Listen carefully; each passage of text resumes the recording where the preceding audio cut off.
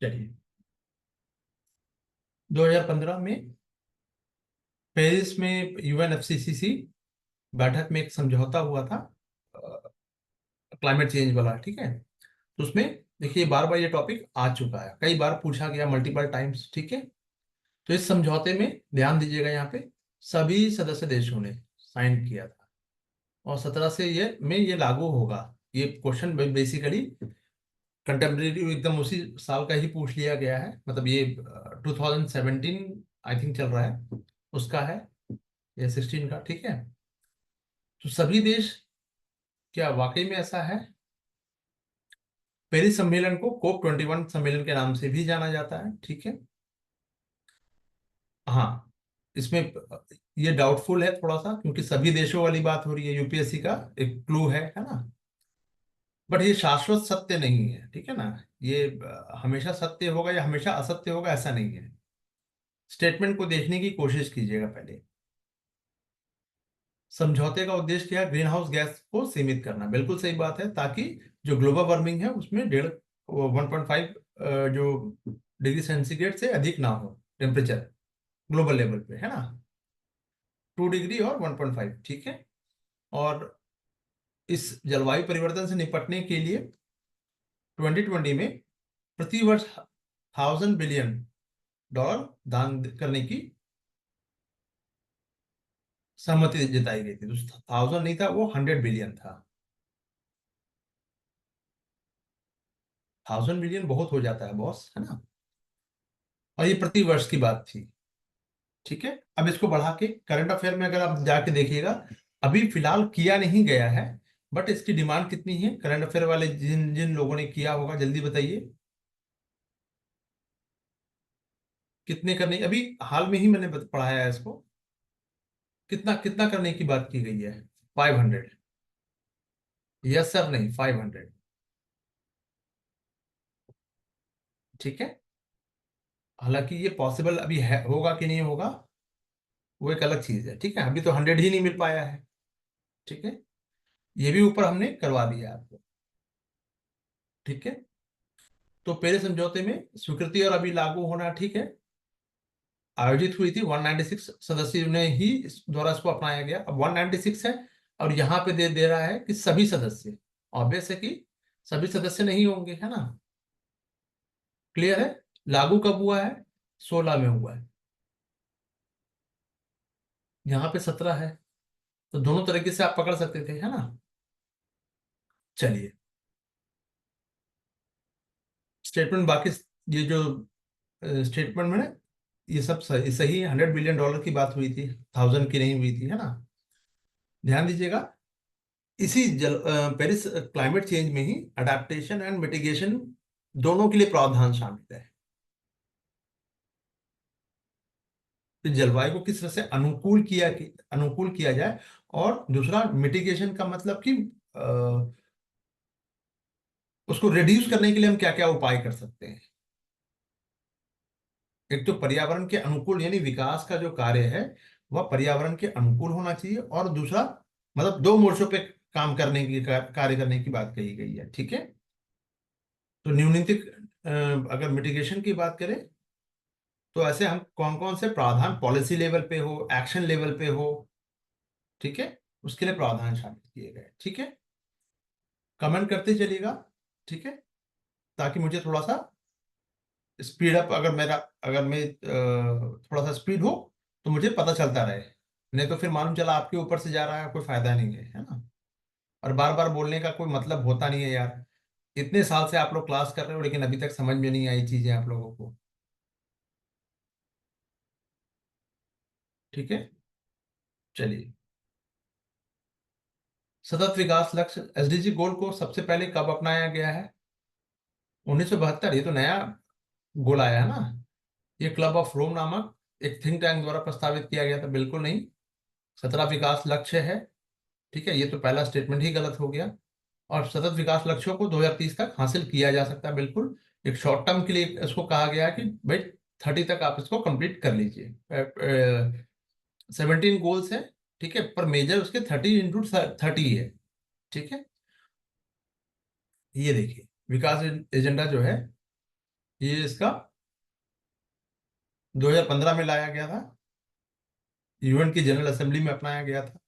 ठीक है, जिसे आमतौर पर विश्व में परिवर्तन के लिए, सतत विकास के लिए 2030 का जो एजेंडा है, यानी transforming our world, the 2030 agenda for sustainable development के नाम से भी जाना जाता है। ठीक है, 15 में लाया गया, 15 में लाया गया। लक्ष्य कितना है? 169 लक्ष्य है। एसोसिएट टारगेट्स जो है, 17 लक्ष्यों को मंजूरी दी गई। इसके साथ ही ये सब तो छोटे छोटे हैं, इन्हीं के अंडर में ही आपका ये आपको मिल जाएगा। ठीक है, चलिए अब बात कर लेते हैं।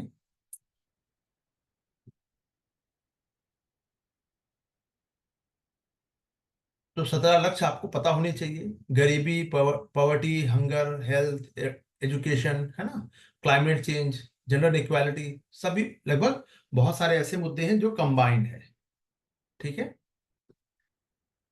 पहले सस्टेनेबल डेवलपमेंट गोल से पहले मिनिमम जो मिनिमम डेवलपमेंट गोल्स था, इसकी सफलता के बाद ही एसडीजी गोल को लाया गया है।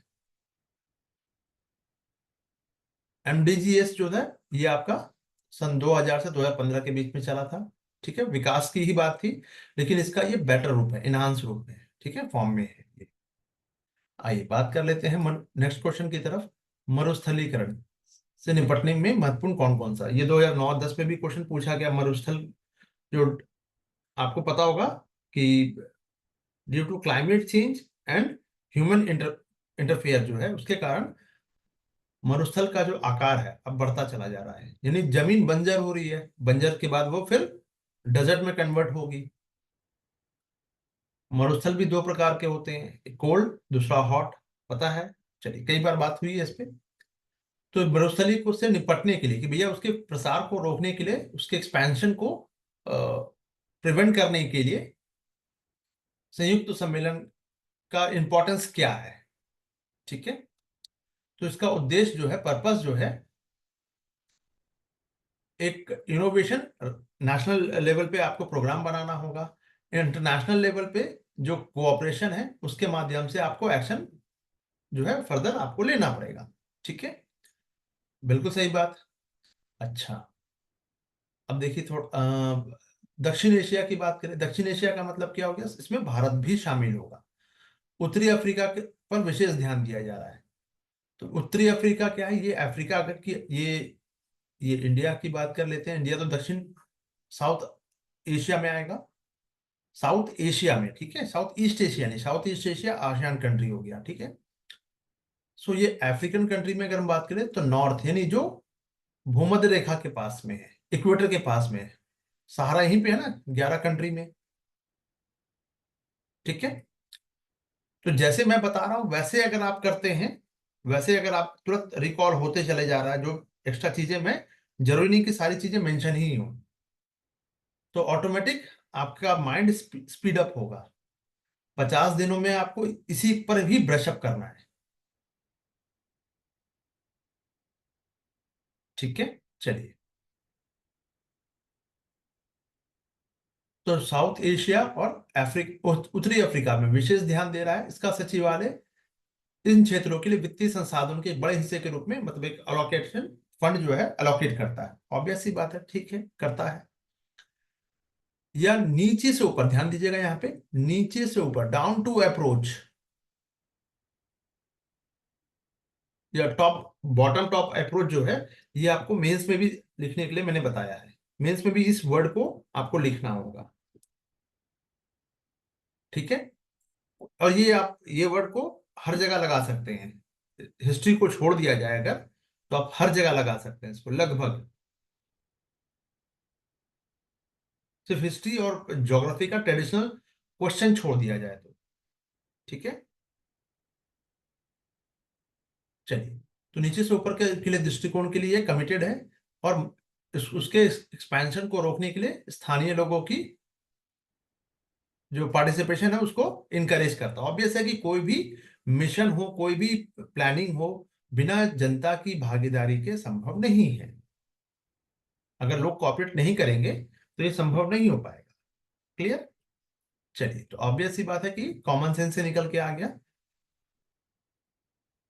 पहला, यहां पे क्या है, बढ़ावा दे रहा है, बिल्कुल दे रहा है।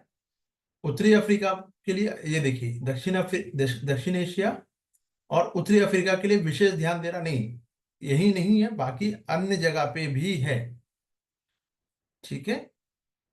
चलिए, तो 1 और 3 इसका सही आंसर है, उत्तर है। अब इसके लिए, ये जो संयुक्त राष्ट्र का जो सम्मेलन हुआ था मरुस्थलीकरण को रोकने के लिए, ठीक है, combat convention to combat desertification के लिए, ठीक है, तो उसको एड्रेस किया गया यूएन सीसीडी द्वारा, ठीक है। ऑब्जेक्ट, इसकी स्थापना 1994 में की गई है, ठीक है। सस्टेनेबल लैंड मैनेजमेंट के लिए से जोड़ने वाली एकमात्र कानूनी, और ये बाध्यकारी है, ये भी ध्यान रखिएगा, इन्फोर्सेबल है, ठीक है। 197 इसके पक्षकार थे, ठीक है। सस्टेनेबल डेवलपमेंट गोल को प्राप्त करने का लक्ष्य रखते हैं, ठीक है। अत्यधिक भू इसका लक्ष्य क्या है, अंतिम लक्ष्य जो है कि भूमि का बहुत जो ओवर यूज्ड है उससे और सूखे से बचाना है, ताकि भोजन, पानी और एनर्जी कंटिन्यूअसली प्रोवाइड की जा सके। अगर आप एक्सेसिव लैंड का एक्सेसिव यूज कर रहे हैं, बहुत ज्यादा आप उसमें कहते हैं ना कि भाई, भोजन का मतलब क्या है कि जब तक मानव का अस्तित्व है तो तब तक भोजन की आवश्यकता पड़ेगी। और ये सिर्फ मानव के लिए नहीं है, ये पशुओं के लिए भी है, और दोनों का काम एक दूसरे के बिना नहीं चल सकता, ये भी ध्यान रखिएगा। अगर पशु नहीं होंगे तो मानव भी नहीं होंगे, मानव नहीं होंगे तो पशु तो खैर हो ही सकते हैं, बट मानव नहीं होंगे फिर। तो मानव को अपने अस्तित्व को बचाए रखने के लिए ये सब कवायद करनी पड़ेगी, ठीक है। बहुत देर से समझ में आई ये चीजें। चलिए, मानव को, चलिए, तो यूएनसीसीडी द्वारा इसका जो स्कोप है वो कहाँ का है, ध्यान दीजिएगा। ये एरिड हो, शुष्क हो, सेमी एरिड हो, या ड्राई सब ह्यूमिड एरिड, इसको एड्रेस करता है। यानी शुष्क और हल्का हल्की फुल्की बारिश हो जाए, आर्द्रता हो जाए, तो उस एरिया में ये, यानी हल्की फुल्की बारिश हो रही है, तो ऑब्वियस है कि प्रॉब्लम बढ़ सकती है, कल को वो सूक्ष्म में कन्वर्ट हो सकता है। देखिए, यही ड्राई सब ह्यूमिड एरिया जो है आगे चलकर सेमी एरिड में और सेमी एरिड एरिड में कन्वर्ट होता है, प्रक्रिया यही है, इसीलिए इन तीनों को लिया गया, ये भी ध्यान रखिएगा, ठीक है। और शुष्क क्षेत्र के ड्राई लैंड के रूप में अगर एक बार कन्वर्ट हो गया शुष्क रूप में एरिया, पूरा वेजिटेशन वगैरह भी, फिर सब जो सिस्टम है वो इम्बैलेंस हो जाएगा, ठीक है। सो वल्नरेबल इकोसिस्टम, तो ये अगर हम बात करें जहां रेगिस्तान वाला इलाका है, ठीक है, तो वहां पे वल्नरेबल इकोसिस्टम पर और लोग पाए जा सकते हैं, ठीक है। चलिए, तो इसके लिए जो अप्रोच क्या है, अप्रोच है बॉटम अप अप्रोच। देखिए, मैं इसी वर्ड की बात कर रहा था अभी ऊपर, ठीक है। तो लैंड डिग्रेडेशन से निपटने के लिए participation of local people, obvious है, ये जरूरी है। और ये सब अगर लाइन, अगर आपने यूपीएससी में मेंस में नहीं लिखा, नंबर नहीं मिलेगा। 30% तक आप मान के चल सकते हो कि ये आपको 30% तक, ये जो पीडीएफ है ये आपको मेंस में कवर करेगा 30%, या अप टू 30%। मैं मिनिमम की बात कर रहा हूँ, मैक्सिमम में कितना भी ये डिपेंड करेगा, पर्सन टू पर्सन वेरी करेगा ये, ठीक है।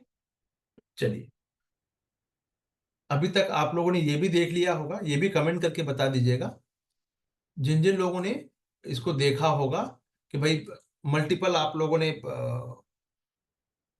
पीवाईक्यूज को सॉल्व किया होगा, प्री और मेंस दोनों को लेके चल रहा हो ऐसा मेरी नजर में नहीं। अगर आपकी नजर में है तो आप ईमानदारी से बताइएगा जरूर। पीवाईक्यू मार्केट में बहुत सारे हैं, लेकिन वो मेंस भी कवर कर ले। हाँ, बहुत सारे फैक्ट हो सकता है कि मेरे इस पीडीएफ में नदारा दो, उसकी जरूरत नहीं है, एक आध परसेंट की कमी हो सकती है, बट ऐसा नहीं कि उसके बिना काम नहीं चलेगा। चलिए, तो अतिरिक्त भोजन के चक्कर में मत जाइएगा, यहां भी थोड़ा बहुत दिया गया है एक्स्ट्रा जो फैक्ट्स हैं। चलिए, तो यूएनसीसीडी, ये जो 3 रियो कन्वेंशन में से ही एक है, रियो का जो कन्वेंशन हुआ था उसमें से 3 कन्वेंशन पास हुए थे, उसमें से सीसीडी एक है। जबकि ये 3 कन्वेंशन क्या है देखिए, यूएनसीसीडी एक हो गया आपका, ऐसे याद रख लीजिए, रियो कन्वेंशन है ना। एक है आपका यूएनसीसीडी, दूसरा है यूएनएफसीसी, ठीक है, और तीसरा है सीबीडी। आप ऐसे याद रख सकते हैं, ये दिमाग में अगर बैठा लिया या ये मेंस में लिख दिया ऐसे, जहां पे अप्रोप्रिएट है। मैं एक तरीका बता रहा हूं, चलिए, बाकी आप इससे और भी अच्छा तरीका अगर जानते होंगे, आपके दिमाग में होगा तो आप देख सकते हैं, ठीक है। यूएनसीसीडी का मुख्यालय कहाँ पे है? बॉन में, बॉन जर्मनी, ठीक है। और ये मरुस्थलीकरण की बात करें या फिर सूखे से निपटने के लिए बहुत सारे जो मल्टीपल प्रोग्राम चल रहे हैं, ठीक है, उस उसको ये उसका ये समर्थन करता है, ऑब्वियस सी बात है। चलिए नेक्स्ट क्वेश्चन की तरफ चलते हैं। बहुत सारे जो टर्मिनोलॉजी है, यूपीएससी उसको भी पूछता है। Cartagena protocol, Nagoya and Kyoto. Kyoto, के फॉर क्योटो है, बट सीसी अगर हम मान के चले हिंदी का, तो क से कार्बन, क से क्योटो, ठीक है। अच्छा, कार्टेजेना प्रोटोकॉल किससे संबंधित है? नगोया जापान वाला, ये किससे संबंधित है? चलिए सी बताया गया है, केवल 3 होगा। चलिए इसको हम जरा सा देख लेते हैं। आंसर मैं मान के चल रहा हूं कि आप लोगों ने रट लिया होगा, बट सिर्फ आंसर रटने से शायद वो 1% भी आपको फायदा हो। ट्रस्ट मी, इसके आंसर रटने से कोई फायदा नहीं होने वाला, क्योंकि बहुत रेयर केस में शायद एक क्वेश्चन आपका रटा हुआ से आ जाए, शायद एक क्वेश्चन। लेकिन जब तक अगर आप इसको डिटेल में नहीं कीजिएगा, तब तक कोई फायदा होने वाला नहीं है। आइए बात कर लेते हैं नगोया प्रोटोकॉल, ठीक है। प्रमुख जो प्रोटोकॉल है उनमें से पहले क्योटो है। चलिए पहले क्योटो कर लेते हैं। क्योटो, ये जब ये ग्रीन हाउस गैस इमिशन को कम करने के लिए ये बाध्यकारी है, ठीक है। पक्षकार में भी एनेक्स्टर 1 और एनेक्स्टर 2, यानी कि एक विकसित देश इसमें आएंगे, ठीक है। और दूसरा ट्रांजिशनल जो इकोनॉमी है वो भी इसमें शामिल होगी, ठीक है। प्रोटोकॉल में दो, अगर हम क्लासिफिकेशन की बात करें तो एनेक्स्टर 2 में विकसित देश तो आएंगे ही आएंगे, लेकिन उसका एक सब जो ग्रुप है वो भी शामिल होगा, सेम ही है लगभग, है ना। अच्छा, संक्रमणशील अर्थव्यवस्था का मतलब होता है यहाँ पे मोहित कुमार कि आप ट्रांजिशन कर रहे हैं, मतलब बहुत ज्यादा अंबानी भी नहीं हुए हैं और हैंड टू माउथ भी नहीं है ना। चलिए, तो एनेक्स्चर में अगर हम बात करें, ये जो इकोनॉमिक इन ट्रांजिशन जो है और विकासशील देश आएंगे, ये एनेक्स्चर 2 में आएगा, यानी उसमें आप भारत रख सकते हैं। अब इनके लिए क्या है, अब ये थोड़ा सा समझ लेते हैं, ये थोड़ा सा ज्यादा इंपॉर्टेंट है। यहाँ पे फोकस क्या क्यों कीजिएगा वो बता देता हूँ। ये ग्रीन हाउस गैस को कम करने के लिए, देखिए विकासशील देश में इंडिया आ रहा है, भारत आ रहा है ना, उस ग्रुप में शामिल है। तो ग्रीन हाउस गैस को कम करने में सहायता करने के लिए वित्तीय और तकनीकी सहायता की बात की गई थी, ठीक है। और यही कारण है कि 100 बिलियन डॉलर की बात कही गई थी विकासशील देशों को देने के लिए। इसी का ही अभी मैंने कुछ देर पहले बात की ना, यहाँ पे देख लीजिए, यहाँ पे कहीं बात की थी मैंने, वो जो 1100 वाला जो था,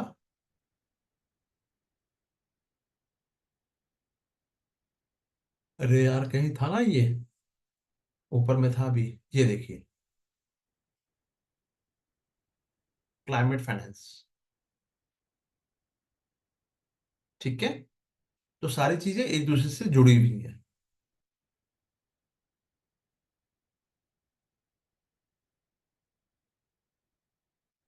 चलिए, अब इसका जो एनेक्स्चर बी है वो क्या है भाई, तो इसमें प्रथम और द्वितीय दौर दौर में क्योटो में क्या हुआ था, ग्रीन हाउस गैस के उत्सर्जन का लक्ष्य जो है वाले पक्ष थे, ठीक है। इम्प्लीमेंट की बात करें तो 2008 से 12 और फिर 13 से 20 तक दो इसके स्टेज थे, ठीक है। और यहाँ पे सीएसजी गैसेस की बात की जाए, ये इमिशन की को कम करने के लिए अनिवार्य था, ये अनिवार्य बाध्यकारी लक्ष्य था कि सबको फॉलो करना होगा, ठीक है। नॉन एनेक्सचर की बात करें तो ठीक है, ये बेसिकली संबंधित है एटलीस्ट लीड जो डेवलप कंट्री है, जिनकी पर कैपिटा इनकम बहुत कम है, या फिर डेवलपिंग कंट्री, ये इसमें शामिल होंगे, ठीक है। इनके लिए कोई बाध्यकारी लक्ष्य नहीं है। तो अब होल्ड ऑन, अभी माइंड थोड़ा पजल हुआ होगा। अब क्वेश्चन बनाइए दिमाग में, क्या विकासशील देशों के लिए ये बाध्यकारी है? अब मुझे बताइए, या निम्न आय वाले देशों के लिए? जवाब होगा नहीं। क्लियर है?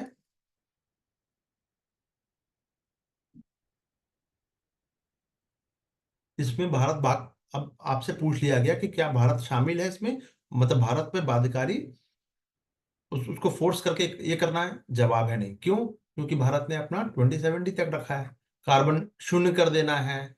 जो भी स्टेप लेंगे हम अपने रिसोर्सेज के अकॉर्डिंग लेंगे, राइट। चलिए, एलडीसी लीस्ट डेवलप कंट्री है, और इनके लिए कोई बाध्यकारी लक्ष्य इनके लिए भी नहीं है, तो विकासशील देशों के लिए ज्यादातर आ जाएगा, ठीक है। चलिए अब जरा सा बात कर लेते हैं कार्टेजेना। कार्टेजेना प्रोटोकॉल क्या है? 2003 में इसको अपनाया गया, लागू हुआ था, मतलब अडॉप्ट किया गया और फिर इंप्लीमेंट हुआ। दो अलग अलग चीजें हैं।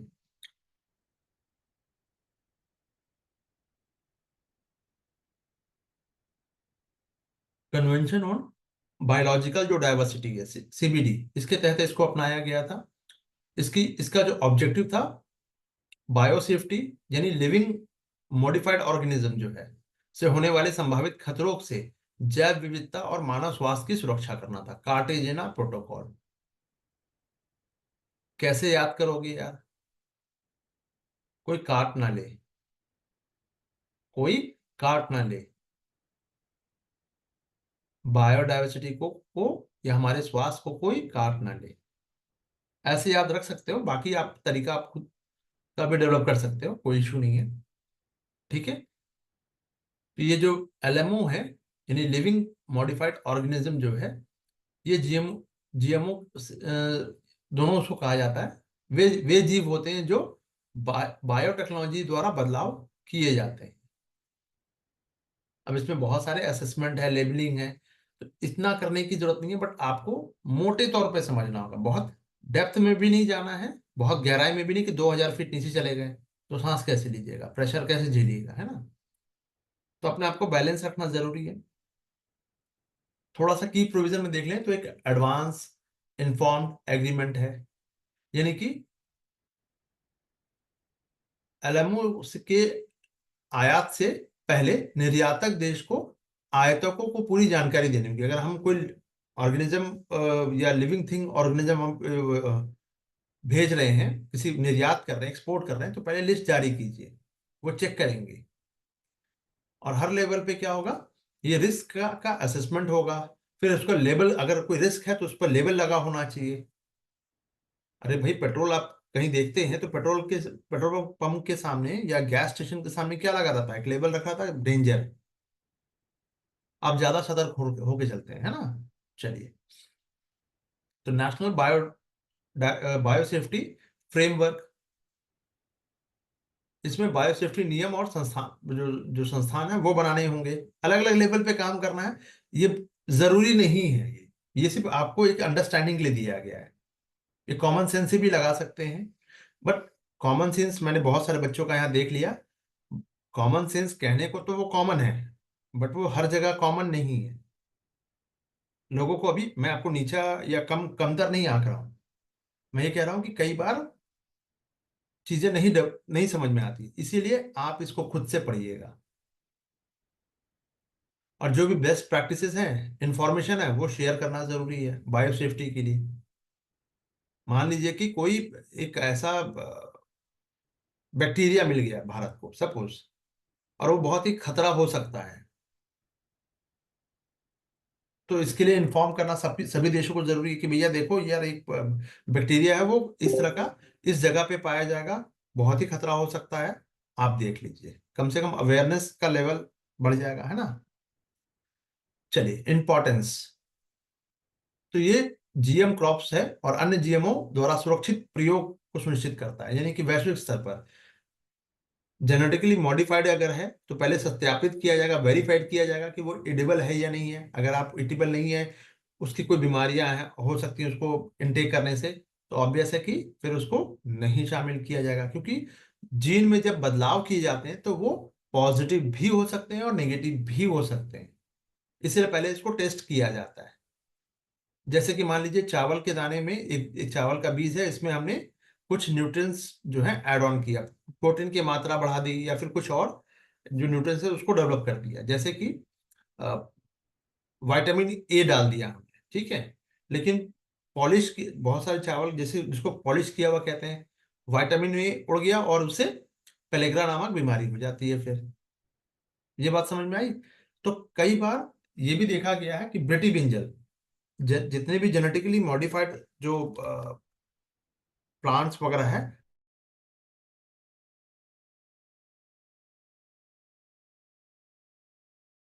अगर हरी सब्जी बहुत शाइन वाली चमकने वाली एप्पल, अगर वो बहुत ज्यादा शाइन कर रही है, बस उसको वहीं वहीं छोड़ दो, वहीं छोड़ दो। क्यों? क्योंकि वो आपके मतलब का नहीं है, फिर खाने लायक नहीं है वो। उसमें कई बार ऑक्सीटोसिन और जो अदर इंजेक्शन देकर उसकी साइज को इंक्रीज किया जाता है रातों रात ओवर द पीरियड, हाँ। कई बार आप दूध में भी देखने को मिलेगा कि भैया एक्स्ट्रा दूध आपको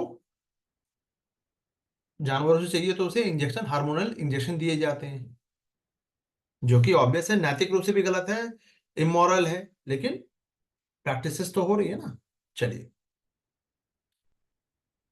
आइए नगोया की बात कर लेते हैं। नगोया जापान, ठीक है, on access and benefit sharing की बात करता है। एक्सेस सबका होना चाहिए और जो भी बेनिफिट हो रहा है उसको शेयर भी करना हो। ये तो आदर्श रूपी बातें हैं, बट की गई है जापान में। 2010 में इसको लाया गया और अपनाया, इसको अडॉप्ट अडॉप्ट किया गया था 2010 में, और इम्प्लीमेंट किया गया 2014 में। सीबीडी के तहत ही इसको बनाया गया था। ऑब्जेक्टिव था कि बायोलॉजिकल रिसोर्सेज तक को एक्सेस, ध्यान ध्यान दीजिएगा इस वर्ड पे, एक्सेस, ये सब तक उसकी पहुंच हो, और उनके उपयोग से प्राप्त लाभ को न्याय संगत और समान रूप से साझा करना। यानी कि अगर डेवलप कंट्री है, उन्होंने किसी रिसर्च को कर लिया है मानव जाति के उत्थान में, तो केवल अपने तक सीमित ना रखें इसे, डेवलपिंग कंट्री और जो लीस्ट कम विकसित देश हैं उन तक भी शेयर किया जा सके, ताकि बेस्ट प्रैक्टिसेस यूज हो। ठीक है। चलिए, अभी तो सारी कवायद इसी बात पे चल रही है कि भाई सारी अच्छी चीजें आपके झोली में होनी चाहिए। लोग अब ऐसे ही होते जा रहे हैं। चलिए, अच्छी बात है। तो इसके की प्रोविजन क्या क्या है? तो इसके लिए पहले कोई भी जेनेटिकली मॉडिफाइड करना है तो पहले एक बार कंसर्न लेना पड़ेगा, तो प्री इन्फॉर्म्ड कंसेंट होना चाहिए। यानी जैव संसाधन का उपयोग करने से पहले स्थानीय समुदाय और सरकार से आपको पहले परमिशन लेनी पड़ेगी। ठीक है। बेनिफिट को शेयर करना होगा, यानी रॉयल्टी के नाम पे हो या टेक्नोलॉजी ट्रांसफर के नाम पे हो या कैपेसिटी बिल्डिंग, जो भी हो, एक्स वाई जेड हो सकता है, ये सब बेनिफिट शेयरिंग के अंतर्गत ही आएगा। ये भी पॉइंट आप मेंस में लिख सकते हो। ठीक है। चलिए, प्रोटेक्शन ऑफ ट्रेडिशनल नॉलेज, बिल्कुल स्थानीय जो समुदायों की जो पारंपरिक ट्रेडिशनल नॉलेज है उसको मान्यता भी देना और सुरक्षित सुरक्षा भी देना, ताकि जैसे अभी तो वेयर हाउस आ गए हैं, लेकिन अगर आप ये देखिएगा, पहले बहुत ज्यादा चीजें बर्बाद नहीं हुआ करती थी। पहले तो एसी वगैरह नहीं थी ना, कोल्ड वेयर हाउस, कोल्ड ये सब तो था नहीं आपका। ठीक है। कोल्ड स्टोर वगैरह तो था नहीं, तो लोग लंबे समय तक कैसे अपनी चीजों को, जैसे कि प्याज है, तो प्याज के छिलके को पे ही अगर धान की भूसी रख दी जाए या कुछ सब्जी रख दी जाए तो वो लंबे समय तक टिकी रहेगी। कच्ची जमीन पर रखा जाता था ताकि अर्थ से, मदर अर्थ से उसका कांटेक्ट रहे और चीजें थोड़े से लंबे समय तक टिक सके। शेल लाइफ उसकी बढ़ जाती थी। किसी भी सब्जी के डंठल को अगर आप काट देते हैं तो सब्जी आधे घंटे के अंदर खराब हो जाएगी, लेकिन अगर डंठल के साथ यानी उसके रूट्स के साथ, ब्रांचेस के साथ आप उसको लंबे समय तक, उसको कुछ दिन तक आप स्टोर करके रख सकते हैं। जैसे ही आलू का आप छिलका उतारिएगा, आलू 15-20 मिनट के बाद वो काला पड़ने लगेगा ऑक्सीडेशन के कारण। लेकिन अगर आप छिलके के साथ रखते हैं उसको, जल्दी खराब नहीं होगा। बात समझ रहे? तो ऐसे बहुत सारी चीजें हैं, तो ये ट्रेडिशनल नॉलेज में है। ओल्ड इज गोल्ड इसलिए तो कहा गया, लेकिन आज के समय में ओल्ड को कहा गया है नहीं यार, ये तो आउटडेटेड है। ठीक है, चलिए महत्व की बात कर लेते हैं। बायो पायरेसी, तो ये जो बेसिकली कई बार नकल बना ली जाती है। बायो पायरेसी का मतलब हुआ कि जीन की चोरी या फिर उस जीन को थोड़ा सा मॉडिफाई करके दूसरे रूप में कन्वर्ट कर देना, ओरिजिनल को मार देना। तो जैसे जैसे कि किसी कंटेंट की चोरी होती है, उसी तरह से बायो पायरेसी को रोकने के लिए भी ये महत्वपूर्ण हो जाएगा, क्योंकि पहले परमिशन चाहिए, सारी चीजें चाहिए। ठीक है, लोकल जो संरक्षकता है उसको बढ़ावा देना। ठीक है,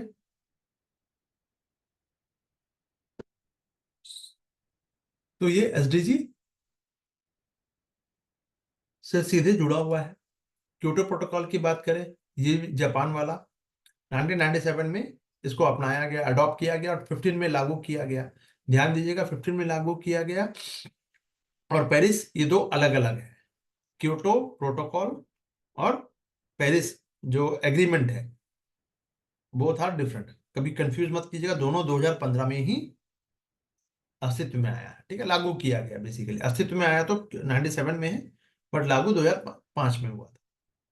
यूएनएफसीसीसी के तहत अगर हम बात करें, ये कब आया है भाई, कोई बता सकता है ये कब आया था? 1972। ठीक है, तो इसका ऑब्जेक्टिव क्या है? जो डेवलप कंट्री है उनके द्वारा ग्रीन हाउस गैस जो है, सॉरी सीएसजी मैंने ऊपर में लिख दिया था, जीएचजी गैसेस है, उसके उत्सर्जन में कटौती करना, ताकि क्लाइमेट चेंज है उसकी स्पीड को कम करने की बात हो रही है, रिड्यूस करने की बात। अब रिड्यूस तो नहीं कर सकते, बट कम तो जरूर किया ही जा सकता है। ठीक है, ये डुएबल है। अब ये डुएबल कैसे है? क्योंकि फिर मानो इंसानों को अपनी लालच को त्यागना पड़ेगा, ये इतना आसान नहीं है। अरे यार, सामने मटन बन रहा हो तो यहाँ तो वही लालच हावी हो जाता है कभी कभी। दूसरे का धन देख के जलने लगते हैं, कभी कभी यही चीजें आ जाती हैं। तो इंसान बने रहना बहुत चैलेंजिंग है ना। चलिए, तो लीगली बाइंडिंग टारगेट्स की बात कही गई थी इसमें, 2008 से 12 में ग्रीन हाउस गैस के उत्सर्जन को औसतन कमी करना अनिवार्य किया गया, 5.2%। अब यही बात भारत का इसमें स्टैंड है कि भाई हम अपने रिसोर्सेज को, आपने तो तरक्की कर ली, पर हम तरक्की करने अगर जा रहे हैं तो आप अड़ंगा डाल रहे हो, तमाम तरह के कानून बतिया रहे हो। बात समझ में आ रही है? तो औद्योगिक देश क्लाइमेट चेंज के लिए जो सबसे ज्यादा जिम्मेदार है, तो ज्यादा जिम्मेदार जो होगा उसकी अकाउंटेबिलिटी ज्यादा होगी। ठीक है, चलिए, कॉमन बट डिफरेंशिएट रिस्पॉन्सिबिलिटी, यानी कि सबको कम ना, कुछ कम तो करना ही है, लेकिन किसी को ज्यादा कम करना है, किसी को कम कम करना है, यानी कि अपने प्रयासों में डिपेंड करेगा रिसोर्सेज पे। तो कॉमन तो यानी सबकी जिम्मेदारी बनेगी, बट किसी की ज्यादा किसी की कम बनेगी। ठीक है, तो विकसित देशों पर ज्यादा जिम्मेदारी डाली गई है, और नॉन जो एनेक्स्चर फर्स्ट है उसमें कोई बाध्यकारी कटौती की बात नहीं की गई। यही कारण है कि 2070 तक भारत अपना टारगेट लेके गया। नहीं तो अमेरिका जैसे देशों की बात करें तो 2030-35 तक इसको कंट्रोल में लाना होगा। कार्बन न्यूट्रल जो है करने के लिए उसने कदम उठाए हैं, उसके पास रिसोर्सेस है, लोग कम है, जनसंख्या कम है, पॉपुलेशन कम है, और एरिया ज्यादा है। ऐसे भी भारत का वो दुगने साइज में है। ठीक है। और यूपी भारी पड़ जाएगा जनसंख्या में। चलिए, चलिए फ्लेक्सिबल मैकेनिज्म की बात करें तो उत्सर्जन कटौती में फ्लेक्सिबल जो मैकेनिज्म है उसके लिए तीन तंत्र सिस्टम बनाए गए। एक तो सीडीएम, क्लीन डेवलपमेंट मशीन। दूसरा है जेआई, जॉइंट इम्प्लीमेंटेशन। दो लोग मिलकर, दो कंट्री मिलकर करेंगे काम। किसी प्रोजेक्ट प्रोजेक्ट के लिए क्रेडिट ले सकते हैं, एक विकसित देश, दूसरा विकसित विकसित देश में। ठीक है। चलिए, और तीसरा जो है इमिशन ट्रेडिंग, यानी कि अतिरिक्त कार जो आपने क्रेडिट है उसको बेच देना। कार्बन क्रेडिट की बात हो रही है यहाँ पे कुल मिला के। इमिशन ट्रेडिंग ये वही उसी का एग्जाम्पल है। अभी फिलहाल ये फेल रहा है। क्यों रहा है फेल? क्योंकि बड़े बड़े उत्सर्जक जो इमिशन कर रहे थे उन्होंने इसके लिए मंजूरी नहीं दी, क्योंकि उनका जो ग्रोथ है वो स्लो डाउन हो जाएगा। अभी भी बात वहीं आ रही है फिर घूम फिर के। सभी लोग इसी, या सभी लोग मतलब सभी कंट्री इसी बात पे आ, इसी झुंझुने को बजाए जा रहे हैं कि भाई हमारी जिम्मेदारी नहीं, जिम्मेदारी आपकी नहीं, जिम्मेदारी हमारी और आहुति तुम्हारी, ये नहीं चलेगा। मेंटालिटी तो यही है ना। चलिए, तो चीन जैसे, भारत जैसे देश, विकासशील देश बाध्य नहीं थे, इसलिए कुल वैश्विक उत्सर्जन में कमी नहीं आई, ऐसा अमेरिका या विकसित देश का कहना है। तो भारत का स्टैंड इसमें यही है कि भाई किया आपने है तो भरो भी आप। ठीक है। चलिए, तो 2012 के बाद एक नया समझौता नहीं बन पाया, और पेरिस, अब इसकी जगह 2015 में पेरिस समझौता एग्रीमेंट ने लिया है, जिसमें कहा गया कि भैया सभी को मिलजुल के काम करना होगा। 2000 सबने टारगेट अपना अपना रखा है, लेकिन कोई भी टारगेट बाध्यकारी नहीं है, स्वयं से बाध्यकारी है। हालांकि बाध्यकारी मतलब कि काम कर सकते हैं उस पर। ठीक है। चलिए, तो इंपॉर्टेंस वगैरह सब आप देख सकते हैं कि ये पहला अंतर्राष्ट्रीय कानूनी समझौता था। कुछ ठोस सॉलिड जो टारगेट्स हैं वो तय किए गए। ठीक है। चलिए, आप इसको रिवीजन के नाम पे आप इसको देख सकते हैं थोड़ा सा। आगे बढ़ते हैं।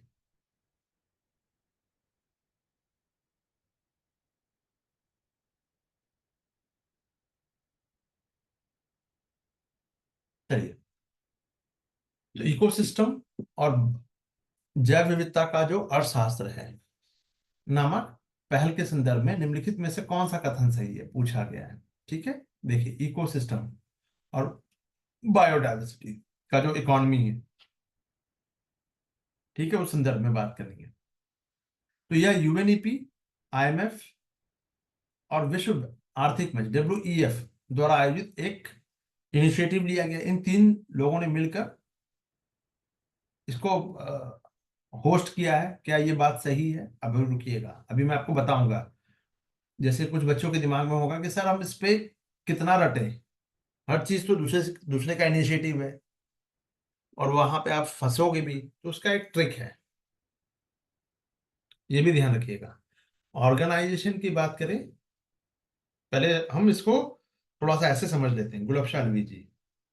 ऑर्गेनाइजेशन जो है वो यूपीएससी लगभग अगर आप देखिएगा तो कंफ्यूज करता है, वो डायरेक्ट फॉर्म में नहीं देता। तो जहां पे तीन लोगों का नाम, तीन ऑर्गेनाइजेशन का नाम दे दिया तो वो कंफ्यूज ही कर रहा है। ये मैं नहीं कह रहा हूँ, यूपीएससी का अगर आप ट्रेंड एनालिसिस करोगे तो आपको यही देखने को मिलेगा। ठीक है। चलिए, तो इसके दो तरीके हो सकते हैं इस प्रश्न को सॉल्व करने के। या तो आपको पूरा पता होना चाहिए, या फिर नहीं होना, मतलब नहीं भी है तो काम चल जाए। क्योंकि देखिए 50% तो इस तरह के क्वेश्चन के लिए, देखिए 50% यहां से भी आप सॉल्व, ये है जिसमें कि फर्स्ट है, और दो ऐसे हैं जिसमें कि फर्स्ट नहीं है, और एक तो ऐसा है जिसमें वो अकेला तीसरा नंबर है। तो यानी आप ऐसे भी देख सकते हैं आप कि तीन होने की पॉसिबिलिटी ज्यादा है, बट ये ट्रिक अब काम नहीं करेगा। क्यों? क्योंकि ये लगभग नहीं पूछा जा रहा है यूपीएससी में, अब चेंज कर दिया यूपीएससी ने। ठीक है, तो अब ये पॉसिबिलिटी नहीं है। तो फिर भी गुंजाइश है, 10 से 15 क्वेश्चन की गुंजाइश है शेखर जी। और वो गुंजाइश क्या है? ऑर्गेनाइजेशन। आज आप लोगों का एक होमवर्क है, देखिए मैं होमवर्क देके भूल जाता हूँ, ये आप लोगों की जिम्मेदारी है कि आप उसको याद रखें और करके दें, और ये भी बता दें कि सर होमवर्क आपने दिया था। यानी आपका अवेयरनेस लेवल ज्यादा होना चाहिए, क्योंकि सारे कंटेंट को मैं अकेले प्रिपेयर कर रहा हूँ, इतना टाइम मेरे पास नहीं हो पा रहा है, बेस्ट से बेस्ट देने की कोशिश कर रहा हूँ। ठीक है। अभी पूरे साल का ये निकाल के मुझे देना है उसको, क्योंकि पहले पिछले वाले अगर आप लोग को पता ही होगा कि जनवरी टू अक्टूबर तक ये टेबल फॉर्म में नहीं था। मई तक तो मैंने दिया, बट अभी टेबल फॉर्म में बाकी वाला भी नहीं है। उस कंटेंट को मुझे टेबल फॉर्म में डालना पड़ेगा, और उतना आसान काम नहीं है। ठीक है। तो मैं तो मेहनत कर रहा हूं भाई, आप अपनी तरफ से कमी मत छोड़िए। मैं ये देखिए, मैं आप पर प्रेशर नहीं बना रहा हूं, और प्रेशर थोड़ा सा लेना भी पड़ेगा, 10%। क्यों? क्योंकि जिस जॉब का जो नेचर है वो प्रेशर वाला ही है। 90% लोगों को लगता है कि हलवा है, प्रेशर ले लेंगे, ऐसा नहीं होता।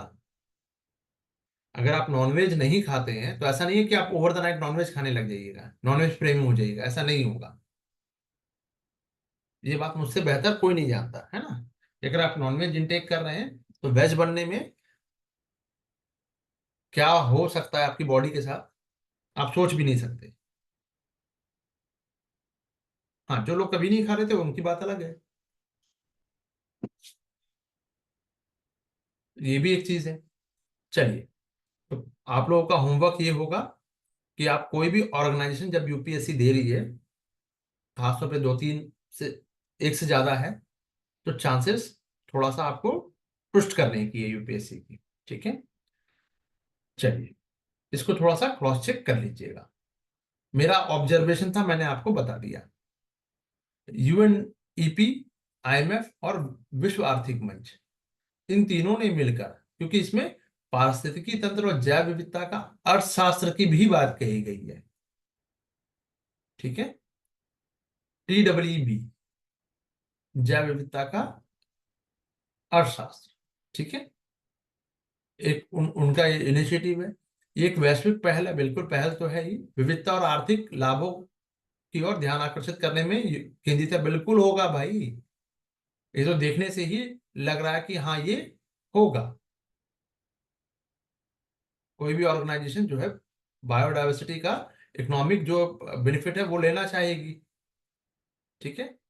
चलिए, एक ऐसा अप्रोच प्रस्तुत करता है, इंट्रोड्यूस करता है, जो जो डिसीजन मेकर्स है, इकोसिस्टम और बायोडायवर्सिटी के मूल्य को पहचानने, उसको आइडेंटिफाई करने, प्रदर्शित करने और समझने में मदद करता है। बिल्कुल सही बात है।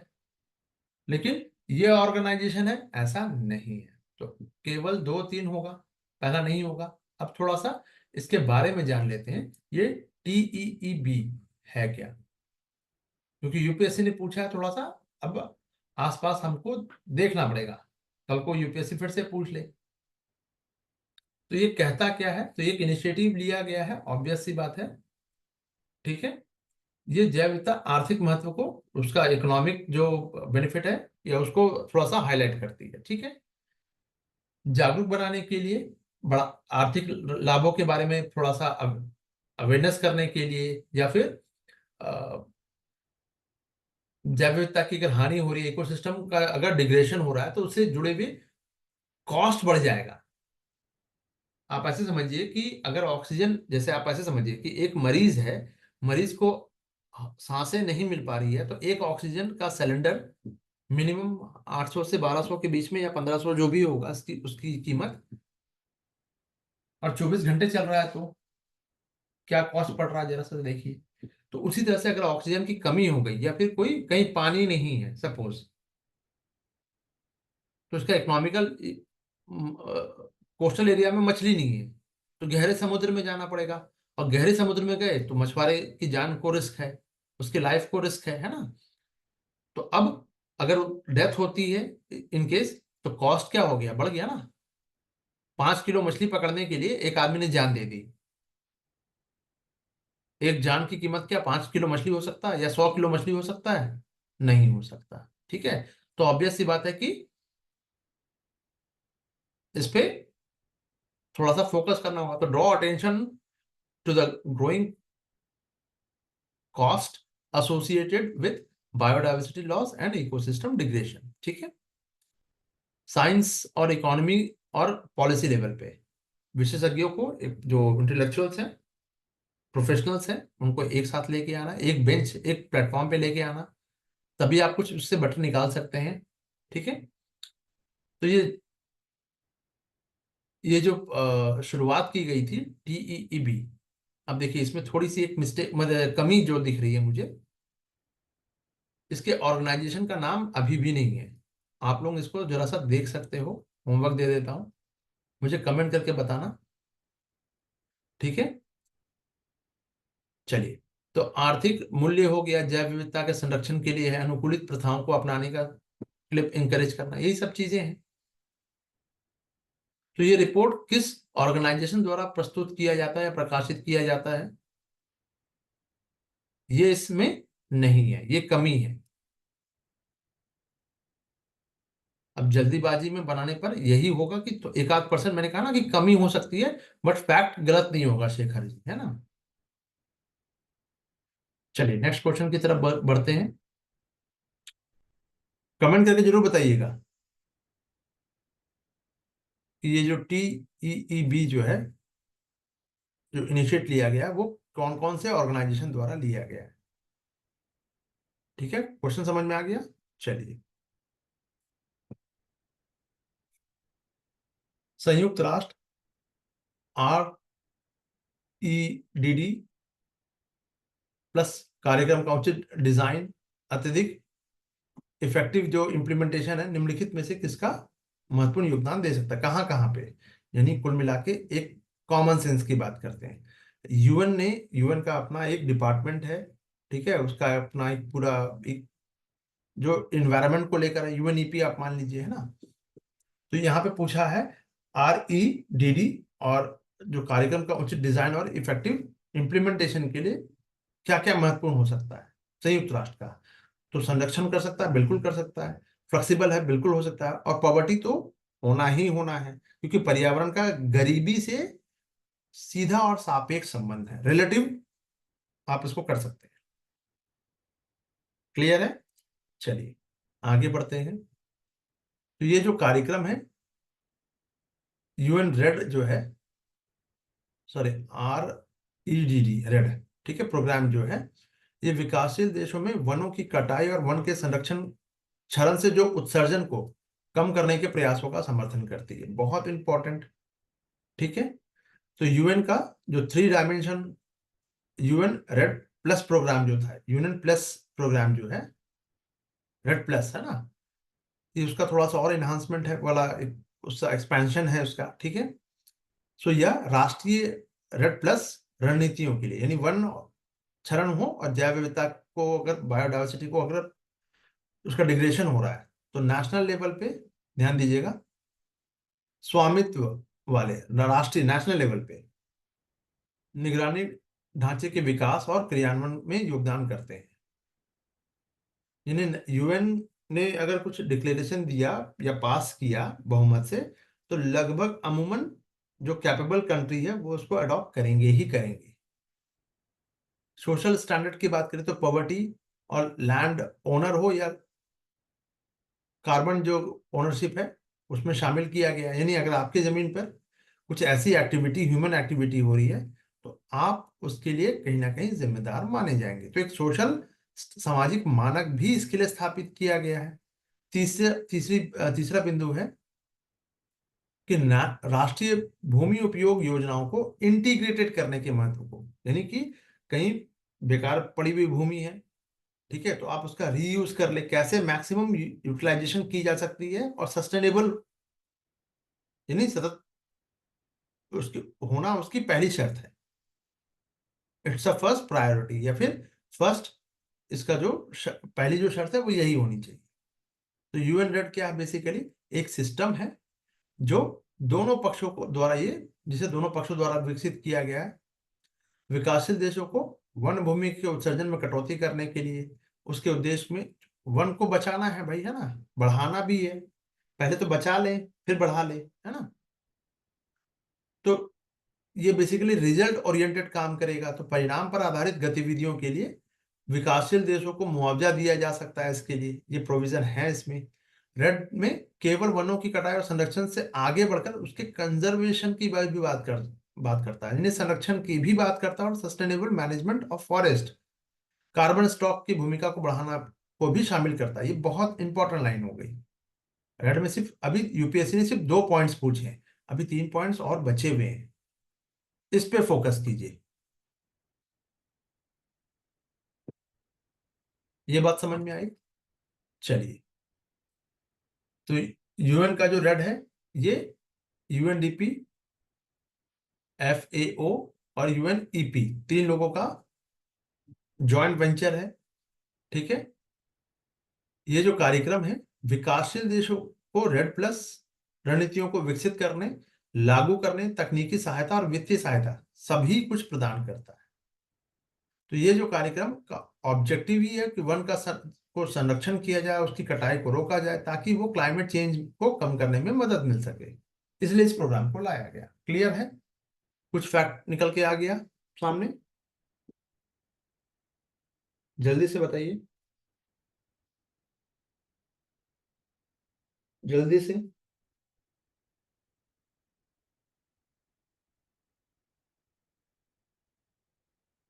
चलिए, कभी कभी आप समाचार पत्रों में एजेंडा 21 देखते हैं। एजेंडा 21 है क्या? तो ये एक सस्टेनेबल सस्टेनेबल डेवलपमेंट के लिए एक वैश्विक कार्य योजना है, एक्शन प्लान है, ठीक है, वेरी गुड। 2002 में जोहानसबर्ग में आयोजित किया गया इसको। जवाब है नहीं, ठीक है। ये तो रट लिया कि यहाँ पे नहीं किया गया, तो किया कहाँ गया वो आप देख सकते हैं। थोड़ा सा 21 का जो जो पेरिफेरल को पकड़ने के लिए आप क्या कर सकते हैं कि भाई इसको हम देख सकते हैं कि अ, उसकी थोड़ी पेरिफेरल पे जा सकते हैं, ठीक है। रियो घोषणा, ये हमने अभी ऊपर देखा है। रियो जो डिक्लेरेशन है और एजेंडा 21 दोनों आपस में मिक्सअप है। इसमें रियो घोषणा पत्र में 27 जो प्रिंसिपल थे वो शामिल थे इसमें, जिसमें कि सस्टेनेबल डेवलपमेंट के लिए गाइडलाइंस दिया गया था। और 175 से अधिक देशों ने इसमें साइन भी कर रखा है। तो 21 क्या है? ये it's a non binding action plan, यानी बाध्यकारी नहीं है, ठीक है। 92 में इसको लिया गया। पृथ्वी सम्मेलन, रियो सम्मेलन, रियो अर्थ समिट भी कहा जाता है इसको, ठीक है। तो ये ग्लोबल लेवल पे टिकाऊ विकास को प्राप्त करना इसका ऑब्जेक्टिव है, ठीक है। कब तक प्राप्त करना है भाई? तो 30 तक प्राप्त करना है। 15 में ये पेरिस में भी इसको इसी बात को आगे बढ़ाया गया है ना। चलिए, तो एजेंडा 21 और रियो घोषणा दोनों ही सस्टेनेबल डेवलपमेंट को बढ़ावा देते हैं। 27 प्रिंसिपल है, वही रिपीटेशन है। पर्यावरण एंड डेवलपमेंट दोनों को साथ लेके चलने की बात करते हैं, ठीक है। इट्स एक्शन प्लान जो सतत लक्ष्यों को प्राप्त करने के लिए क्या है, कड़े कदम उठाती है। चलिए, कॉन्क्रीट कदम मतलब कॉन्क्रीट का मतलब हो गया कठोर कदम, कठोर समझ लीजिए, ठीक है। लक्ष्य कितना था? ये एजेंडा 2030 में 17 लक्ष्य है, और उसी से संबंधित सब टारगेट जो है 169 है, ये याद रखिएगा, ठीक है। ये सब सबको याद भी होगा, मैं मान के चल रहा हूं। चलिए, एफएओ की बात कर लेते हैं। एफएओ की बात कर लेते हैं।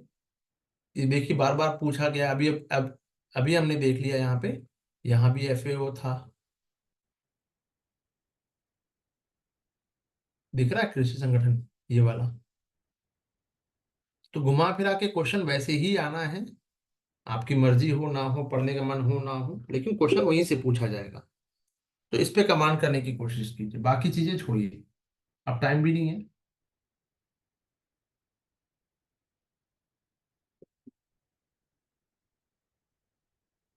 चलिए,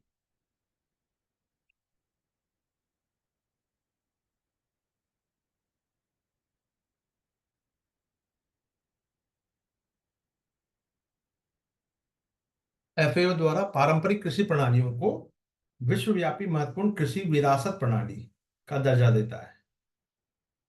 तो इस पहल का समग्र लक्ष्य क्या है, ऑब्जेक्टिव क्या है, ये लक्ष्य पूछा गया है। ठीक है, तो चिन्हित जो भी ये जो कृषि विरासत प्रणाली है के लिए स्थानीय समुदायों को आधुनिक तकनीक, आधुनिक कृषि पद्धति में ट्रेनिंग देना, फंड देना प्रदान करता, ताकि उनकी उत्पादकता में वृद्धि हो सके। फालतू की बात है, क्यों? थोड़ा सा ध्यान दीजिएगा, तुरंत समझ में आ जाएगा क्यों गलत है ये। पहला नंबर गलत क्यों है ये तुरंत समझ में आएगा। भैया यहाँ पे बोल रहा है पारंपरिक कृषि प्रणालियों को प्रिजर्व करने की बात कर रहा है, विरासत है तो बचा के रखने की बात कर रहा है। यहाँ पे ये कह रहा है कि अपनी जो पुरानी तरीके हैं उसको छोड़ दीजिए, यानी पुरानी कार को बचा के रखने की बात कर रहा था ये संगठन बात करता है। तो ये स्टेटमेंट ही रॉन्ग हो जाएगा, क्योंकि उस कार को बेच के नया कार ले लीजिए, मोहित कुमार, मयंक जी, है ना। तो स्टेटमेंट ही मतलब एब्सर्ड हो गया, एकदम हलवा था।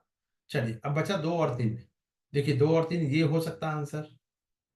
एक तो गलत हो गया, एक तो गलत हो गया। अब खेलना इसमें से है, यही है ना। चलिए, आइए बात कर लेते हैं। स्थानीय समुदायों को पर्यावरण अनुकूल पारंपरिक कृषि पद्धति और उससे संबंधित परिदृश्य हो, कृषि जैव विविधता या उन ज्ञान प्रणालियों की पहचान कराना और उन्हें सुरक्षित रखना। बिल्कुल प्रिजर्वेशन की बात करता है, बिल्कुल होगा। ऐसे क्षेत्र वाले जो कृषि विरासत प्रणाली है में कृषि उपज की सभी किस्मों को भौगोलिक जोग्राफिकल इंडिकेटर का स्टेटस देना, सभी किस्मों को। जरा देख लीजिए, इसीलिए मैं बार बार कह रहा हूं कि 17, 18, 19 तक तो कम से कम यूपीएससी बहुत प्रिडिक्टेबल थी। हालांकि इस तरह के अप्रोच अभी भी आपको पूछे जा रहे हैं, बस फर्क इतना है, कुछ नहीं चेंजेस है। जैसे कि कुछ बच्चों ने मुझ पर आरोप लगाया था कि सर यूपीएससी ने बहुत कुछ चेंज कर दिया। नहीं, चेंज नहीं किया है, मैं अभी भी बता देता हूँ। चलिए, ऐसे आपको दिखा देता हूँ, थोड़ा सा समझ में आएगा। Only two, only one, only three, none of this, या ऑल। चलिए, ऑल कर लेते हैं। अब बताइए, कोई तीन सही है तो कोई तीन, अब तीन दिया है तो तीनों सही हो जाएंगे। चलो, इसमें ये वाला ऑप्शन नहीं आएगा, वहां चार में आएगा। ठीक है, नन भी, चलो नन कर देते हैं, इसमें कोई नहीं है। पर यहाँ पे कोई है नहीं, यहाँ तो कुछ ना कुछ तो है। ठीक है, तो अब आप देखिए कि पूछा क्या गया। कोई एक तो है यहाँ पे, ओनली वन, यानी यहाँ केवल ओनली वन का मतलब क्या होगा, इन तीन में से कोई एक सही है। तो आप स्टेटमेंट अभी भी वैसे ही पूछा जा रहा है। ऑप्शन आप थोड़ा सा अगर प्रैक्टिस कीजिएगा, मैं अपने मैक्सिमम क्वेश्चंस पे को जो फ्रेम करता हूँ वो इसी बेस पे करता हूँ। ये सबसे टफेस्ट लेवल बच्चे मान रहे हैं, मेरे हिसाब से नहीं है। पर ठीक है, पर मुझे एग्जाम तो देना नहीं है, तो मेरे हिसाब से हो या ना हो, फर्क इस बात से फर्क नहीं पड़ता। फर्क पड़ता है आपकी बातों से। चलिए,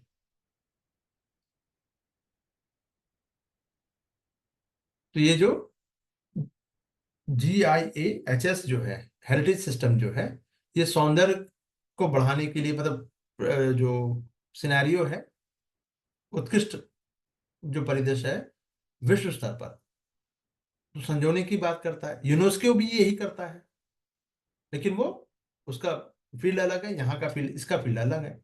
यहाँ कृषि विरासत की बात हो रही है। ठीक है, तो किस, अब अभी मैं जो बताऊंगा बिल्कुल नेक्स्ट लेवल का होगा, अभी देखिएगा। मियाँ, चलो ये भी बता देता हूँ, मियावाकी देखा है? वो कृषि की पद्धति नहीं है, वो फॉरेस्टेशन के लिए है। ठीक है, लेकिन जीरो टिलेज, ड्रॉप इरिगेशन। ठीक है, तो जितने भी बेस्ट प्रैक्टिसेस हो रही हैं विश्व में, सूखा रोधी एरिया में आप कैसे एग्रीकल्चर एक्टिविटी कर सकते हैं, ऐसे कौन से फसल उगा सकते हैं जिससे कि पानी की आवश्यकता, रिक्वायरमेंट ही बहुत कम हो, प्रोडक्टिविटी ज्यादा हो। ठीक है, तो रिजिलियंट इकोसिस्टम और एग्रीकल्चर जो बायोडायवर्सिटी है, इनवैल्यूएबल कल्चर हेरिटेज का मिशन होता है ये। इसमें क्या क्या शामिल होगा? एक रेजिलियंट इकोसिस्टम में क्या क्या शामिल होगा? एग्रीकल्चर, बायोडाइवर्सिटी और इनवैल्यूएबल कल्चर हेरिटेज। बहुत मतलब बेसिक है ये। मेंस के लिए भी इंपॉर्टेंट है और प्री के लिए भी इंपॉर्टेंट है ये लाइन। जी जी, वो मियावाकी है बॉस, है ना। लेकिन हम यहाँ पे फॉरेस्टेशन की बात नहीं कर रहे हैं, हम यहाँ पे बेस्ट प्रैक्टिसेस की बात कर रहे हैं, एग्रीकल्चर एक्टिविटीज की। तो इसराइल का जो ड्रिप इरिगेशन सिस्टम है वो हम देख सकते हैं।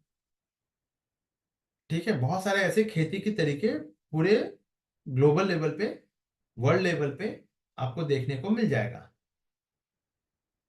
आप उस प्रैक्टिसेस को अपनी जरूरतों के मुताबिक, अपने अकॉर्डिंग, यानी अपने क्लाइमेट के अकॉर्डिंग आप अडॉप्ट कर सकते हैं। बचा के रखना जरूरी है ना।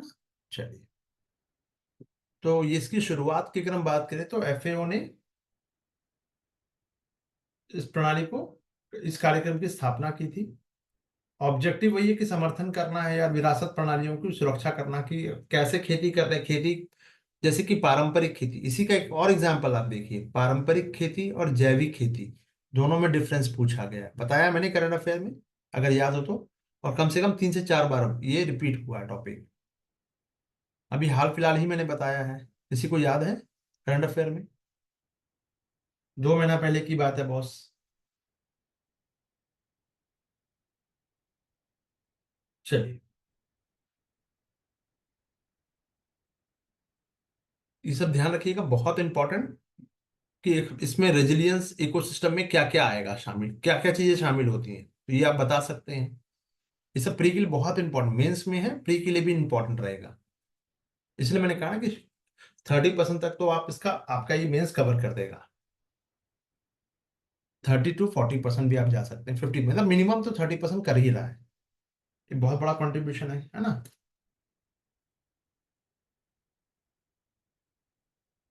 जी, ट्रेडिशनल मेथड, उसको प्रिजर्व करने की जरूरत है, ठीक है शेखर जी। तो भारत में अगर हम बात करें तो यानी अब जैसे कि पर्यावरणीय वस्तु और सेवाओं की सुरक्षा करना भी जरूरी है, इसका ऑब्जेक्टिव यही है। चलिए, तो मान्यता स्थल के रूप में अगर हम बात करें तो केरल का जो कुट्टानाड, समुद्र तल से नीचे वाला जो जमीन है वो एग्रीकल्चर लैंड, नीचे, यानी समुद्र ये है। ठीक है, यहाँ तो समुद्र है बट ये नीचा स्थान है, यहाँ पे खेती हो रही है। बहुत इंपॉर्टेंट, कोरापुट उड़ीसा वाला, traditional agriculture of Koraput Orissa. और पंपोर, ये केसर वाला, Jammu Kashmir, Pampore saffron heritage of Kashmir.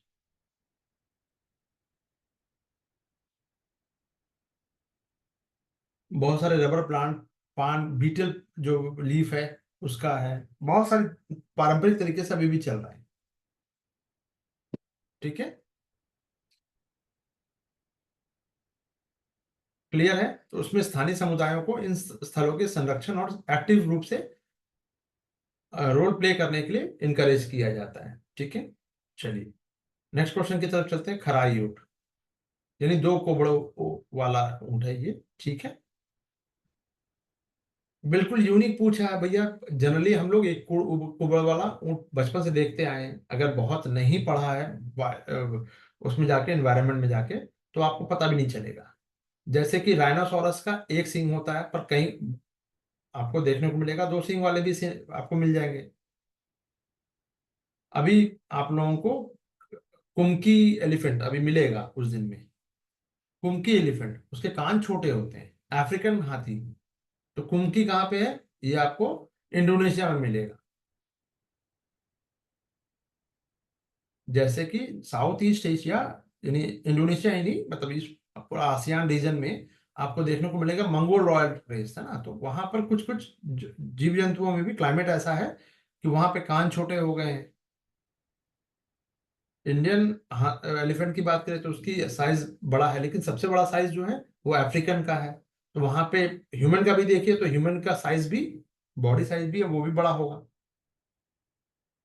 शरीर का आकार बड़ा होगा। भारत में आइएगा थोड़ा सा छोटा हो जाएगा। जानवरों में भी ये क्लाइमेट का डिफरेंसेस आपको देखने को मिलेगा। तो खराई ऊंट के बारे में पूछा गया कि अनोखा क्या है भाई। तो ये 3 किलोमीटर तक तैरने में, समुद्री जल में खराई मतलब क्या होता है, पहले नाम सुनिएगा, कॉमन सेंस लगाइए। खराई, खारापन, समुद्र से रिलेटेड हो सकता है, आसपास रहेगा, खारे पानी या उसके जो प्लांट्स वगैरह जो है उस पे वो डिपेंडेंट रहेगा, ऑब्वियस सी बात है। 3 किलोमीटर तक, अब भैया 3 किलोमीटर है या 5 किलोमीटर, जो 3 किलोमीटर तैर सकता है वो 5 भी तैर सकता है, या वो एक भी तैर सकता है, या वो तैरना जानता है एटलीस्ट। तो यूपीएससी यहाँ पे ब्लफ नहीं करेगी। तैर सकता है कि नहीं ये इंपॉर्टेंट था, बिल्कुल तैर सकता है। ठीक है। ये मैंग्रोव को चरकर पर चरकर जीवित रहता है, यानी मैंग्रोव यानी आसपास का जो खारा एरिया है वहां पे कौन सा प्लांट, मतलब कौन सी वेजिटेशन होगा, मैंग्रोव ही होगा। ठीक है। तो ये आपको गुजरात में मिल जाएगा, गुजरात में भी मैंग्रोव है, झाड़ियां हैं। ठीक है। चलिए, मैंग्रोव का जो इम्पोर्टेंस है वो मैंने बता रखा है, कई मल्टीपल टाइप्स ऑफ उसके एग्जांपल्स जो है, ट्री के एग्जांपल वो सब बता रखे हैं, वो सब आपको you should need to know. ठीक है। यह जंगल में रहता है और इसे पालतू नहीं बनाया जा सकता। अरे भैया, जब ये समुद्र में तैर सकता है तो यानी पालतू तो बनाए बनेगा ना, कुछ भी खिला दो तो ये जंगल में क्यों रहेगा।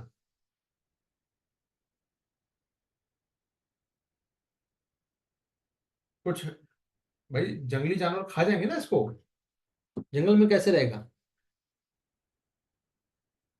ऊंट है ना, तो झाड़ियां ही खाएगा। ठीक है। चलिए, तो ये समुद्री जल में तैरने में और खारे भोजन पर, खारे पौधे पर अपने भोजन करने की क्षमता रखता है, एबिलिटी है इसके पास, है ना। चलिए, कम भोजन होती है तो, अच्छा, जैसे कि कई बार आपने, जैसे एक चीज और देख सकते हैं, अल,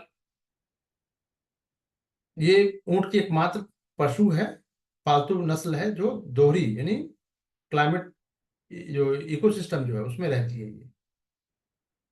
तो गुजरात का तटीय क्षेत्र कच्छ में ऊंट की 2 नस्लें रहती हैं, जिसमें कि एक बड़ा रेगिस्तानी क्षेत्र भी है। ठीक है। चलिए, मैंग्रोव पर भोजन की बात करें तो वो वही भोजन करेगा। ठीक है। कभी कभी ये घंटों तैरते हैं, ये लीजिए कभी कभी घंटों तैर लेते हैं, क्योंकि भोजन की तलाश में इसको जाना पड़ेगा, चरना होगा, है ना। चलिए, समुद्र तट और भूमि दोनों पे जीवित रहने की क्षमता देख ये है, पानी में रहता ऐसा नहीं है ना। चलिए, तो खराई कैमल जो है ये आईयूसीएन में रेड लिस्ट में इंडेंजर्ड के रूप में लिस्टेड है ये। ठीक है। कच्छ के ऊंट यानी कैमल ऑफ कच्छ भी जाना माना जाता है, दूध और मांस के लिए इसका मानव उपयोग करेंगे। पालतू बनाए भैया, जब दूध और मांस का यूज हो रहा है तो पालतू ही तो होगा, और कैसे होगा। मान लीजिए कि आपने हिरन मार के खा लिया, सपोज, वो काला वाला नहीं। चलिए, तो आप ऐसे भी समझ सकते हैं कि ये पालतू ही होगा, जैसे बकरी या अन्य जानवर, है ना। तो उसका उपयोग परिवहन और कृषि कार्यों में, बिल्कुल एग्रीकल्चर सेक्टर में कहीं भी यूज कर लो यार, पालतू है तो कहीं भी यूज कर लो, आपसे तो ज्यादा ताकतवर होगा। और जब ताकतवर होगा तो खेती में भी यूज हो जाएगा, सामान ढोने में हो जाएगा। पीछे गाड़ी लगा दीजिए तो ऊंट गाड़ी हो गई, जैसे बैलगाड़ी है वैसे ऊंट गाड़ी, है ना। क्लियर। चलिए, अब एक चीज आप लोग इसमें भी होमवर्क कर लीजिएगा, उस दो, हालांकि पूछेगा कि नहीं पूछेगा मुझे आई डोंट नो, बट थोड़ा सा देख सकते हैं। ये जो 2 उन्नत नस्ल है उस नस्ल के नाम देख लीजिएगा, नस्ल के नाम। नहीं मिलेगा तो मुझे बताइएगा, मैं कर भेज दूंगा आपको। बट आप थोड़ा सा, मैं चाह रहा हूँ कि थोड़ा आप इस पे एक एक पॉइंट पे आप थोड़ा मेहनत कर लीजिए। ठीक है। रेड सैंडर्स की बात करें, लाल कहाँ पाया जाता है भाई, समाचार पत्र में जो सुन रहे हैं, देखिए नाम इंग्लिश में दिया है, रक्त चंदन वाली बात हो रही है। तो एक भाग में, दक्षिण भारत के एक भाग में पाई जाने वाली वृक्ष प्रजाति है, बिल्कुल सही बात। दक्षिण भारत के उष्ण कटिबंधीय वर्षा वनों में महत्वपूर्ण वृक्ष में से एक है ना, बिल्कुल नहीं। ठीक है। चलिए, तो ये स्थानिक प्रजाति है, इंडियन एंडेमिक ट्री स्पीसीज है ये। पूर्वी घाट, ईस्टर्न घाट में सीमित है ये, ध्यान दीजिएगा, इधर है, वेस्ट में नहीं। तो ये आंध्र प्रदेश के जंगलों में विशिष्ट रूप से पाया जाएगा। हैबिटेट की बात करें तो ये रेड सॉइल में होगा। हॉट एंड ड्राई क्लाइमेट वाली चट्टानों में, बंजर और बंजर भूमि में ये उग जाएंगे। ठीक है। फॉरेस्ट स्ट्रक्चर की बात करें तो ये, अब भैया जहाँ हॉट रहे और ये क्लाइमेट उसका ये है, तो जहाँ कॉमन सेंस वाली बात क्या है कि ये वर्षावन तो नहीं हो सकता, कम से कम जहाँ सूखा ज्यादा पड़ रहा है वहां पे ये वर्षावन में तो होगा नहीं। ठीक है। यूज कहाँ पे होगा, यूजेस में तो औषधीय, इसका इस जो रंग है और चिकित्सीय गुण, यानी जो हेल्थ में आप इसका इसका प्रॉपर्टीज वगैरह इसका है। ठीक है। पूरे एशिया में, चाइना में भी, जापान में, कॉस्मेटिक में, मेडिसिनियल जो प्रोडक्ट है, ठीक है, फर्नीचर वगैरह में, वुड क्राफ्ट में, म्यूजिकल इंस्ट्रूमेंट में इसकी बहुत हाईली डिमांड है। ठीक है। खतरा क्यों है, क्योंकि भाई तस्करी होगी, अवैध जो इलीगल लॉगिंग होगा, कटाई वगैरह होती है ना, और स्मगलिंग, जंगल में आग लगना, कैटल ग्रेजिंग, कई बार छोटे छोटे पौधे होते हैं, जानवर उसमें चले जाते हैं तो बड़ा पेड़ नहीं बन पाता। अदर जो एंथ्रोपोजेनिक जो थ्रेट्स हैं वो भी इसके लिए खतरा है। ठीक है। संरक्षण कैसे बचा सकते हैं, तो भैया स्टेटस के रूप में आईयूसीएन में रेड लिस्ट में है, इंडेंजर्ड है, लुप्त प्राय कहीं कहीं मिलेगा, है ना। चलिए, तो इसका उपयोग कहाँ कहाँ, नक्काशी वगैरह में, सजावटी वस्तुओं के निर्माण में किया जाएगा। धीरे धीरे बढ़ते हैं और इसको मेच्योर होने में कई साल लगते हैं, 40 से 50 साल लगता है। पुष्पा फिल्म में भी देखा होगा, एक लाल रंग का चंदन वाला जो है वो कहाँ मिलेगा आपको देखने को, घने जंगल एकदम अंदर में जाकर, है ना। चलिए, तो अब इसीलिए गायब हो गया है। किस क्षेत्र को आपको ग्रेट इंडियन हॉर्निबल प्राकृतिक आवाज सबसे अधिक संभावना है? ऑब्वियस है यार, पश्चिमी घाट, हॉर्निबल। ठीक है। तो अब आप देख लीजिए यहाँ यहाँ पे कौन कौन से जानवर पाए जाते हैं, ये देखा जा सकता है। बट जयपुर का देख लेते हैं, या फिर जहाँ झील वगैरह है वहां पे माइग्रेटिंग बर्ड्स आएंगे। बट यहाँ पूछा गया ग्रेट इंडियन हॉर्निबल, इंडियन है वो, है ना, बाहर से नहीं आ रहा है। ठीक है। तो द ग्रेट, इसके बारे में थोड़ा सा एक एक करके थोड़ा सा जान लेते हैं। इसकी विशेषता तो ये, भारत अधिकांश आबादी इसकी भारत में ही पाई जाएगी। पश्चिमी घाट हो गया, नीलगिरी में का जो हिल्स एरिया है वहां पे आपको देखने को मिलेगा। म्यांमार में भी मिलेगा, चाइना में भी मिलेगा, और भी अन्य जगह मिलता है ये। ठीक है। पूरा उस बेल्ट में मिल जाएगा। तो आकार की बात करें तो ये अपने हॉर्निबल परिवार में सबसे बड़े सदस्यों में से एक है, यानी सबसे उसका साइज बहुत बड़ा होता है। आइडेंटिफिकेशन की बात करें तो पीले रंग की चोंच होगी और कैक्स होगा, इसके लिए जाने जाएगा। शरीर पर काला का जो रंग है वो काला होगा। सफेद गर्दन, पेट और पूंछ सब होगा। ठीक है। आईयूसीएन में वर्नरेबल में लिस्टेड है ये। ठीक है। और खतरा किस लिए है कि वनों की कटाई हो रही है और शिकार हो रहा है। तो अरुणाचल प्रदेश का ये राज्य पक्षी है, केरला का भी राज्य पक्षी है, दोनों का है, बहुत इंपॉर्टेंट। आदिवासी संस्कृतियों में ये इंपॉर्टेंट है, और 50 वर्षों तक ये जिंदा रह सकता है। ठीक है। क्लियर है। चलिए, थोड़ा सा अब 15 का देख लेते हैं। पारिस्थितिकी तंत्र, इकोसिस्टम का सबसे अच्छा बेस्ट एग्जांपल क्या है? तो जीव, इकोसिस्टम का मतलब जीवों का वह समुदाय जो, तथा उनके पर्यावरण जिसमें वो रहते हैं, यानी जिस लोकेलिटी की बात नहीं हो रही है यहाँ पे। जैसे कि अ, आप ऐसे समझिए, सबका इकोसिस्टम अलग अलग होगा। इकोसिस्टम का मतलब आसपास के का जो क्षेत्र है वही आपका इकोसिस्टम है। जैसे नदी का इकोसिस्टम अलग है, झील का अलग है, समुद्र का अलग है, ठंडी जगह का इकोसिस्टम अलग है, गर्मी वाले स्थानों का इकोसिस्टम अलग है। ठीक है। चलिए,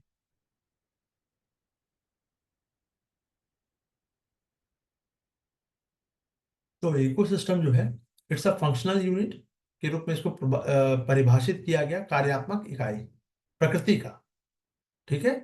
तो इसमें जीवित यानी बायोटिक कंपोनेंट्स, जिसमें कि बायोटिक में क्या है, प्रोड्यूसर भी आएगा, कंज्यूमर भी आएगा, डिकम्पोजर भी आएगा। ये बहुत प्री के लिए इंपॉर्टेंट हो गया, बेसिक है ये।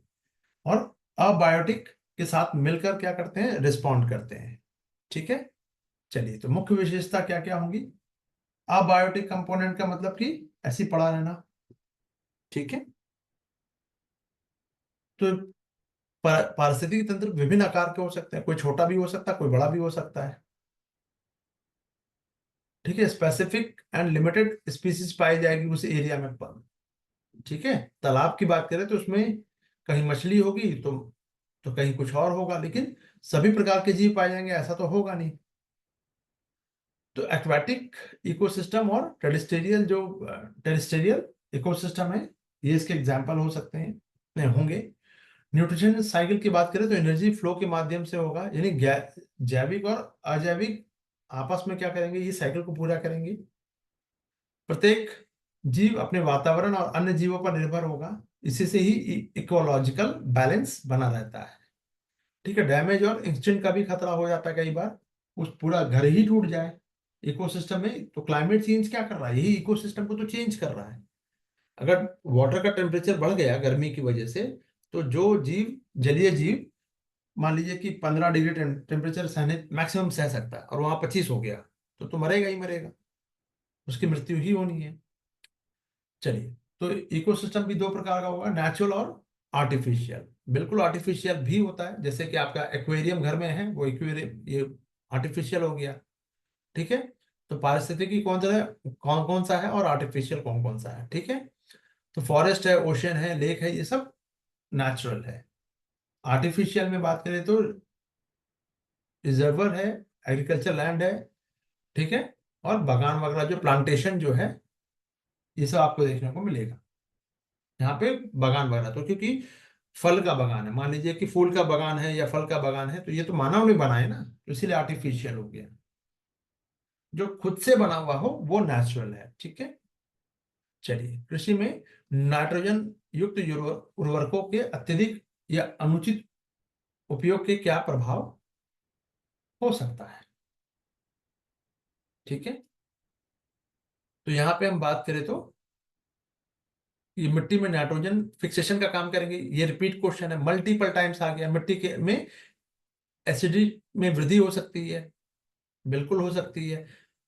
अब आप पूछेगा सर ये कैसे याद रहेगा। यार, राजमा खाते हो, चना खाते हो, ज्यादा दाल इंटेक करते हो तो क्या होगा, खट्टी डकार आती है।